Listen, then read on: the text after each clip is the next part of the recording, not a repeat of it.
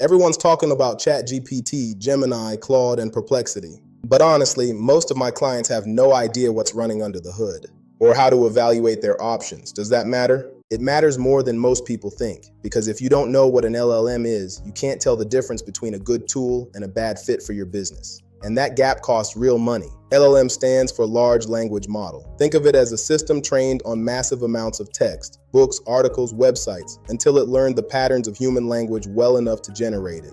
A note often missed is each model has a specific training date, and that is the reason they need access to web search tools. It doesn't know things the way you do. It predicts what the most useful, coherent response looks like based on everything it was trained on up to the date it was trained.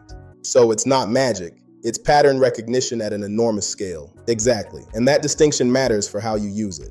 When I open ChatGPT, Claude, Gemini, or Perplexity, am I using the same LLM? No. Those are 4 different models, each built by a different company. ChatGPT runs on OpenAI's GPT models. Claude is built by Anthropic.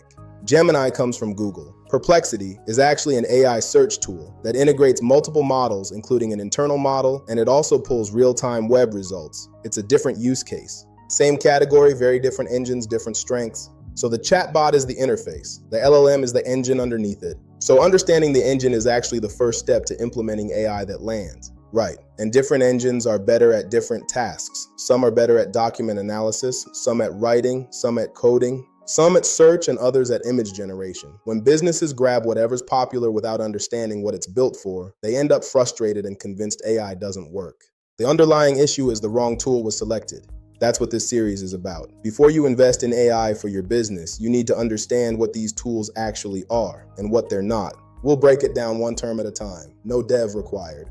If you've been wondering whether AI is actually worth it for your business, let's find out.